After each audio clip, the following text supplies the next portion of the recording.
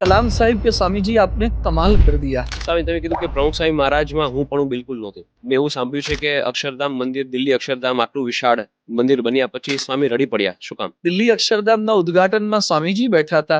એક તરફ વડાપ્રધાન મનમોહનસિંહજી બેઠા હતા, બીજી બાજુ રાષ્ટ્રપતિ કલામ સાહેબ બેઠા હતા અને એક ક્ષણ ખરેખર અદ્ભુત હતી. પછી કલામ સાહેબ છે ને પ્રમુખ સ્વામી મહારાજની પાસે આવી ગયા અને કલામ સાહેબ કે સ્વામીજી आपने कमाल कर दिया, बड़ा अक्षरधाम बना दिया।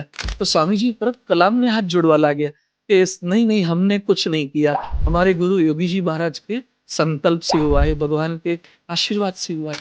अक्षरधामની ઘટનાની જો વાત કરું કે બધા સંતો એકવાર રૂમમાં બેઠા હતા અને બધા બોલ્યા કે સ્વામી આપે કમાલ કરી, અક્ષરધામ બહુ જ સરસ બનાવ્યું। તો તમે નહીં માનો જયભાઈ કે રાતના સમયે સારંગપુરમાં રૂમમાં આરામ કરવા જતા હતા અને એકદમ ઉદાસ થઈ ગયા પ્રમુખ સ્વામી મહારાજ અને આંખોમાંથી અશ્રુ આવી ગયા।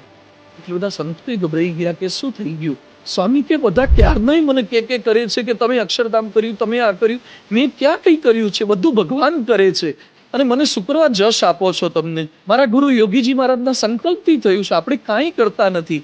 આવી ભાવના આજે માણસ સાવરણીથી કચરો વાળે પછી પણ ક્રેડિટ લેવાનું છોડતો નથી। પ્રમુખ સ્વામી મહારાજે 95 વર્ષના જીવનમાં એક વખત બોલ્યા નથી કે આ મેં કર્યું છે।